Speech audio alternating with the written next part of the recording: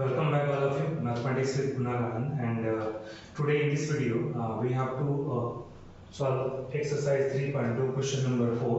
Basically इस channel पे already pair of linear equation in two variables के बहुत सारे क्वेश्चन हैं बच्चे, तो आप वहाँ पे देख सकते हैं। आज हम बात करेंगे कि which of the following pair of linear equation are consistent and inconsistent. If consistent, obtain the solution graphically. Question number 4 का फर्स्ट पार्ट मैंने लिखा हुआ है। सबसे पहले जब हम ग्राफिकली बात करते हैं तो फर्स्ट ऑफ ऑल हमें ये देखना होता है सॉल्यूशन एग्जिस्ट होगा कि नहीं, इनकंसिस्टेंट है या कंसिस्टेंट है। सो a1 कितना हो गया 1, b1 हो गया 1 एंड c1 कितना हो गया -5, क्योंकि जब आप 5 को इधर लेके जाओगे जनरल टर्म में तो क्या होगा x plus y minus 5 equal to 0 and 2x plus 2y minus 10 equal to 0। ठीक है बच्चे। सिमिलरली a2 कितना हो गया 2, b2 कितना हो गया 2 एंड c2 कितना हो गया -10। ठीक है बच्चे, तो हमने कोएफिशिएंट्स को निकाल लिया। अब हम फाइंड करते हैं a1 by a2 कितना होगा। a1 by a2 कितना होगा 1/2, b1 by b2 कितना हो गया 1/2 एंड c1 by c2 कितना हो गया -5/10। कैंसिल हो गया, 5 1 जा 5 2 जा 1/2 हो गया। ठीक है बच्चे, तीनों कंडीशन में वैल्यू सेम आ रहा है, देयरफॉर क्या लिखेंगे a1 by a2 equals to क्या हो गया b1 by b2 equals to हो गया c1 by c2। ये सिचुएशन कब होता है जब कोइंसिडेंस लाइन होता है। इसका मतलब होता है कि इनफाइनाइट मेनी सॉल्यूशन होगा, इनफाइनाइट मेनी सॉल्यूशन होगा। जब ये इनफाइनाइट मेनी सॉल्यूशन होगा बच्चे यहाँ पे, तो क्या होगा ये कंसिस्टेंट होगा। कह रहे कंसिस्टेंट होगा, जिसके ग्राफिकली सॉल्यूशन बताना है। तो थोड़ा सा मैं इस क्वेश्चन को देखता हूँ यहाँ पे। जब ये x plus y equals to 5 था बच्चे, और दूसरा क्या था 2x plus 2y equals to 10। आप यहाँ पे देख सकते हो सेकंड वाले इक्वेशन से अगर मैं 2 कॉमन लेता हूँ x plus y equals to 10 हो गया, x plus y कितना हो गया 10/2, ये हो गया 5, x plus y कितना हो गया ये 5 हो गया। मतलब क्या दोनों इक्वेशन को देख सकते हो आप, क्या हो गया सेम हो गया। तो जब आप ग्राफ बनाओगे ऐसे कंडीशन में क्या होता है, मैं अगर y निकालता हूँ तो क्या हो गया 5 - x हो गया। इसको कहते हैं आर्बिट्री कांस्टेंट। अगर मैं x एंड y लेता हूँ, x 0 पे y कितना मिलेगा 5, इसमें पुट करते जाओगे x की वैल्यू 1 पे, y 4, 2 पे कितना हो गया 3, और अगर y की वैल्यू मैं 0 पुट करता हूँ x होगा कितना 5 होगा। एक्सिस पे हमें 2 पॉइंट मिलेगा, एक x की वैल्यू 0 एंड y की वैल्यू क्या होगा 0 मिलेगा। तो देखते हैं ग्राफिकली हम कैसे बना सकते हैं इसका सॉल्यूशन। ठीक है, आंसर्स में आप ये लिख सकते हैं and every different value of x y should be different. तो मैं यहाँ पे लूंगा पहले 0, ये हो गया मेरा 1 2 3 4, ठीक है बच्चे 5 6 7, ये हो गया हमारा x एक्सिस के लिए, और ये y एक्सिस के लिए वैल्यू बनाते हैं, ये हो गया हमारा y एक्सिस के लिए। तो ये भी हमारा हो गया 1 2 हो गया, ये 3 हो गया, ये 4 हो गया एंड ये 5 होगा। वैल्यूज को देखते हैं, x की वैल्यू 0 पे y कितना है, यहाँ पे वैल्यूज को देखते हैं। x की वैल्यू 0 पे y कितना है 5 है। x जब मैंने देखते हैं यहाँ पे पॉइंट्स को इक्वेशन के अकॉर्डिंग, x की वैल्यू 0 पे y कितना है 5 है, और y की वैल्यू 0 पे x कितना है 0 है। इन दोनों पॉइंट को मैं क्या करता हूँ ज्वाइन कर देता हूँ, x की वैल्यू और y की वैल्यू के पॉइंट को ज्वाइन कर दिया। तो ये हमारा इक्वेशन हो गया x plus y equals to 5 का ग्राफिकली सॉल्यूशन। अब देखो जैसे अगर मैं यहाँ से ड्रॉ करता हूँ 3 पे क्या होगा 2 होगा, 2 पे क्या होगा 3 होगा, 1 पे क्या होगा 4 होगा। देखिए यहाँ पे ये पॉइंट हो गया 5 0, ये होगा सॉरी 0 5, ये पॉइंट होगा 1 4, ये पॉइंट होगा 2 3, ये पॉइंट होगा 3 2, ये पॉइंट होगा 4 1, ये होगा 0 5 एंड 0। एक्स एक्सिस पे y 0 होता है। इसका अगर चाहो तो आप नाम लिख सकते हैं, ग्राफिकली सॉल्यूशन दिखाना है तो इसको आप लिख सकते हैं ए, ये बी हो गया, ये सी हो गया, ये डी हो गया, ई हो गया, ये एफ हो गया। तो दीज आर द सॉल्यूशन। तो ये इनफाइनाइट मेनी सॉल्यूशन का क्या मतलब होता है बच्चों, यहाँ पे जितनी डिफरेंट वैल्यू आप x का लोगे यहाँ पे y भी हमारा क्या होगा, डिफरेंट होगा। इस वजह से ये क्या था, कंसिस्टेंट था, क्योंकि सॉल्यूशन विल एग्जिस्ट होगा यहाँ पे। ठीक है, हमने देखा यहाँ पे, क्योंकि इस चैप्टर में इस तरह के क्वेश्चन बहुत सारे हैं। ठीक है, एक्सरसाइज 3.2 के अंदर, क्योंकि आगे 3.3 में आपको सब्स्टिट्यूशन मेथड पढ़ना है, फिर एलिमिनेशन, क्रॉस मल्टीप्लिकेशन पढ़ना है, वो डिफरेंट क्वेश्चंस है। बट यहाँ पे आप देख सकते हैं किस तरीके से हम सिंप्लीफाई कर सकते हैं। एक्सरसाइज 3.2 में हमने देखा, इसका सेकंड पार्ट देखते हैं, क्वेश्चन नंबर 4 का सेकंड पार्ट। ये फर्स्ट पार्ट था बच्चा।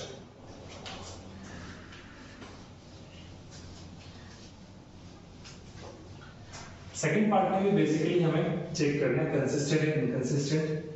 कंसिस्टेंट का मतलब होता है solution will exist. Second part है, क्वेश्चन है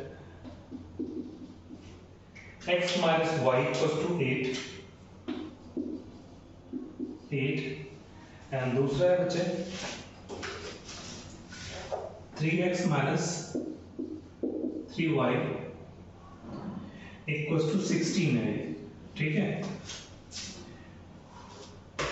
नाउ अगेन थोड़ा सा सिंप्लीफाई कर लेते हैं। x minus y minus 8 equal to 0, 3x minus 3y minus 16 equal to 0। ठीक है, तो हमने इससे क्या किया, linear equation of two variables के स्टैंडर्ड फॉर्म पे कन्वर्ट कर लिया। अब हमें वैल्यू फाइंड करना है, तो a1 कितना होगा 1, b1 कितना होगा -1 एंड c1 कितना होगा -8, a2 कितना होगा 3, b2 कितना होगा -3 एंड c2 कितना होगा -16। a1 b1 c1 a2 b2 c2। अब फाइंड करते हैं यहाँ पे a1 by a2 कितना होगा, a1 by a2 क्या हो गया 1/3, b1 upon b2 चेक करते हैं, b1 by b2 कितना होगा -1 by -3, ये भी हो गया 1/3। ठीक है, लेकिन यहाँ पे देखते हैं c1 by c2 कितना हो गया -8 by -16, minus and minus will cancel. तो बच्चे बहुत गौर से देखना है यहाँ पे क्या होगा, 8 1 जा 8, 8 2 जा 16, ये हो गया 1/2 हो गया। देखो कि तीनों वैल्यू में देयरफॉर आप लिख सकते हो कि a1 by a2 जो है इक्वल्स टू क्या है b1 by b2, but not equals to क्या है c1 by c2, ये दोनों इक्वल नहीं है। तो ये जब स्टार्टिंग का दोनों इक्वल होता है, ये इक्वल नहीं होता तो क्या होता है, पैरेलल लाइंस होता है। जब ये पैरेलल लाइंस होता है तो पैरेलल लाइंस का क्या मतलब होता है, क्या नो सॉल्यूशन। जब ये नो सॉल्यूशन होगा इसका मतलब होगा इनकंसिस्टेंट, क्योंकि जब सॉल्यूशन ही नहीं होगा तो इनकंसिस्टेंट ही होगा। इजीली हम चेक कर सकते हैं कैसे वैल्यू को सिंपलीफाई करते हैं यहाँ पे, क्योंकि क्या था, ये कंडीशन जस्टिफाई कर रहा था कि a1 by a2 equal to b1 by b2 तो है, बट नॉट इक्वल टू क्या है c1 by c2। इस सिचुएशन में हम इस तरह से देखते हैं। ओके बच्चे, तो आई होप कि आपको ये समझ में आ रहा होगा चीजें, और ये तीनों चीजें आप बार बार प्रैक्टिस करोगे तो आपको कंफ्यूजन नहीं होगा कंसिस्टेंट कब लिखते हैं, इनकंसिस्टेंट कब लिखते हैं, क्योंकि ये पैरेलल लाइन होता है। पैरेलल लाइन का मतलब इस तरह से दो लाइनें पास हो जाएगी, जैसे एक लेवल लाइन है, एक L2 लाइन है, दोनों पैरेलल है। पैरेलल का मतलब कभी भी आपस में इंटरसेक्ट नहीं करेगा। जब ये इंटरसेक्ट करेगा ही नहीं तो यूनिक सॉल्यूशन तो पॉसिबल ही नहीं है, संभव ही नहीं है, यही होगा हमारा इनकंसिस्टेंट होगा। तो देखते हैं एक्सरसाइज 3.2 क्वेश्चन नंबर 4 का पार्ट थर्ड। इस पार्ट थर्ड के अंदर हमें चेक करना है कंसिस्टेंट है या इनकंसिस्टेंट है। अभी तक हमने 1 एंड 2 देखा है सॉल्यूशन में। यहाँ पे a1 की वैल्यू 2 हो गया एंड b1 की वैल्यू हो गया 1 एंड c1 की वैल्यू हो गया -6। ठीक है, a2 की वैल्यू हो गया 4, b2 की वैल्यू हो गया -2 एंड c2 की वैल्यू हो गया -4। राइट,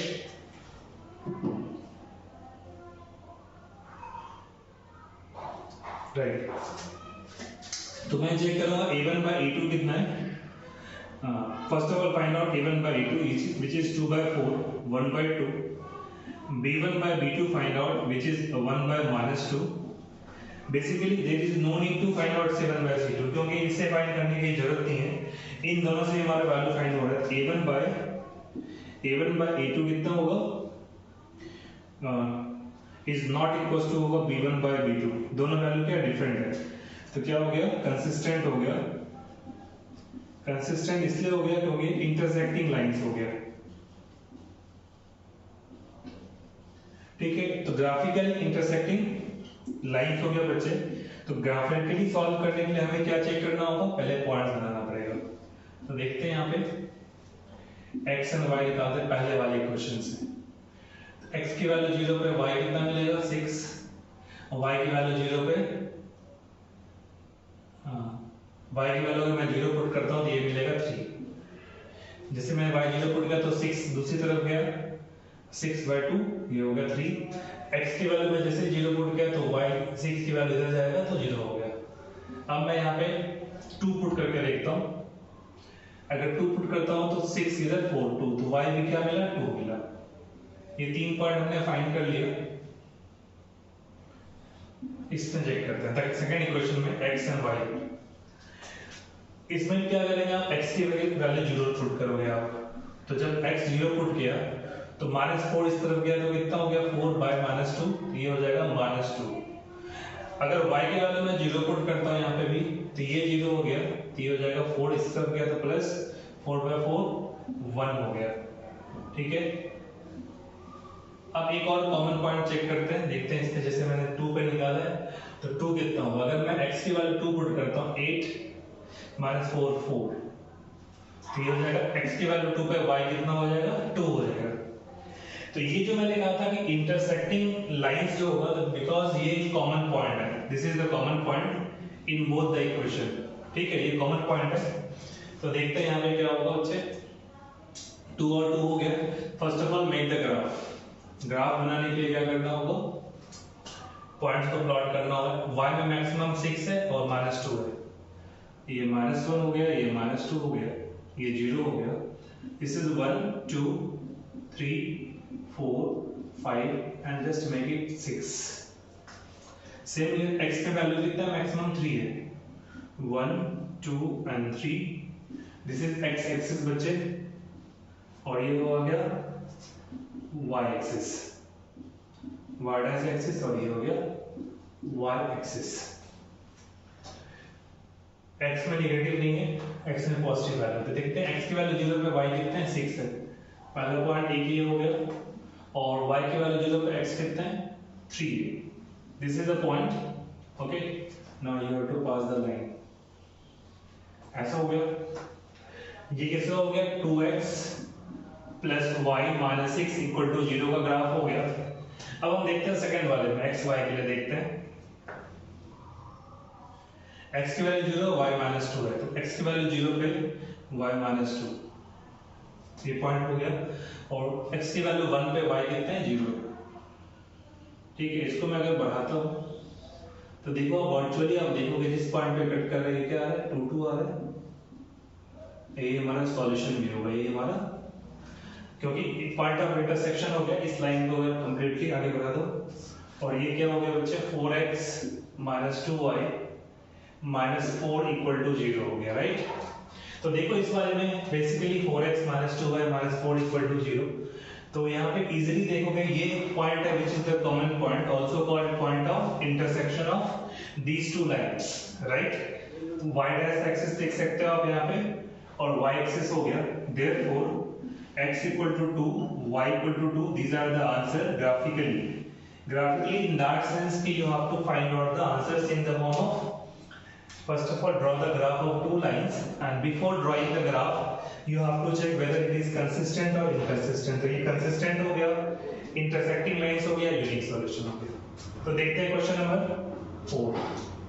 फोर्थ क्वेश्चन देखते हैं बच्चे, क्वेश्चन नंबर 4 का fourth part, 2x minus 2y minus 2 equal to 0, and दूसरा है 4x minus 4y 4x minus 4y minus 5 equal to 0, ठीक है। तो हमारा a1 बाय a2 कितना होगा 2/4 1/2, b1 by b2 equals to minus 2 by minus 4 1/2, c1 by c2 equals to minus 2 by minus 5 2/5। तो देखते हैं a1 by a2 is equals to b1 by b2 but not equals to c1 by c2, right? ये condition true हो रहा है। इसका मतलब ये लाइन क्या होता है? पैरेलल कंडीशन के लिए। देखिए क्या हो गया? पैरेलल लाइंस हो गया। जब ये पैरेलल लाइंस होगा तो क्या होगा? नो सॉल्यूशन होगा। नो सॉल्यूशन होगा तो क्या होगा? ये इनकंसिस्टेंट होगा। ठीक है बच्चे, इस तरीके से हम चेक कर सकते हैं। तो देखते हैं क्वेश्चन नंबर 4 हमने देखा अभी कि कंसिस्टेंट होगा या इनकंसिस्टेंट होगा। अगर कंसिस्टेंट है तो ग्राफिकली सॉल्व करना है, क्योंकि अलजेब्रिकली हमें आगे बढ़ना है बच्चे, जैसे elimination, substitution, cross multiplication upcoming exercise में पढ़ना है, तो इसलिए हम इसे देख सकते हैं। ओके, अब देखते हैं क्वेश्चन नंबर 5। क्वेश्चन नंबर 5 कर रहा है half the perimeter of rectangular garden whose length is 4 meter more than its width is 30 meter। तो क्वेश्चन नंबर 5 है let the length of rectangular garden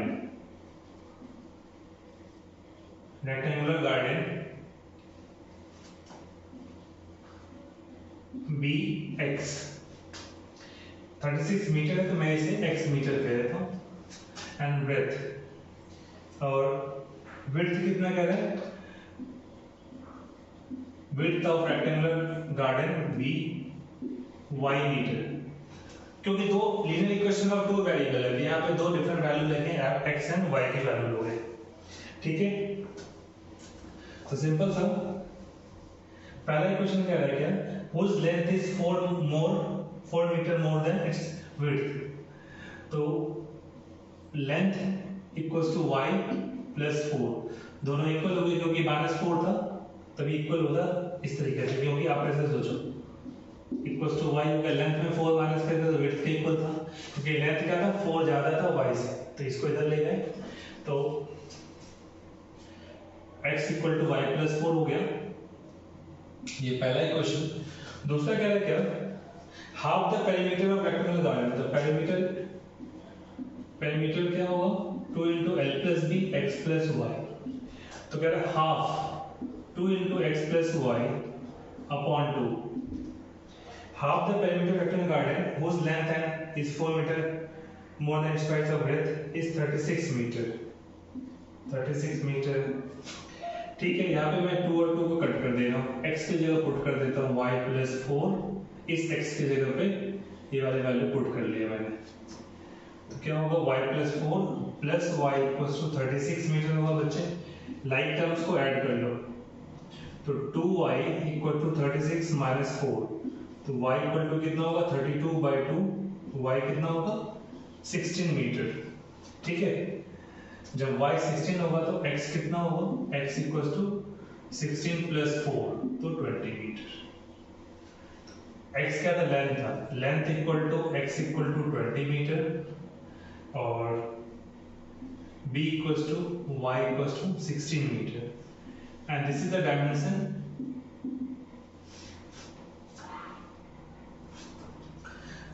find the dimension of this garden. तो ये हो गया length and breadth. उसके अलावा आप चाहो तो इसको ग्राफिकली भी सॉल्व कर सकते हैं, दोनों को चेक कर सकते हैं।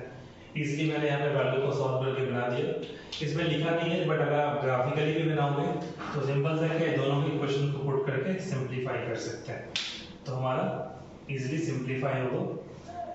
ग्राफ बनाना होगा पहले आपको, इक्वेशन को सिंपलीफाई करके एंड देन फिर सॉल्व करना पड़ेगा। ठीक है,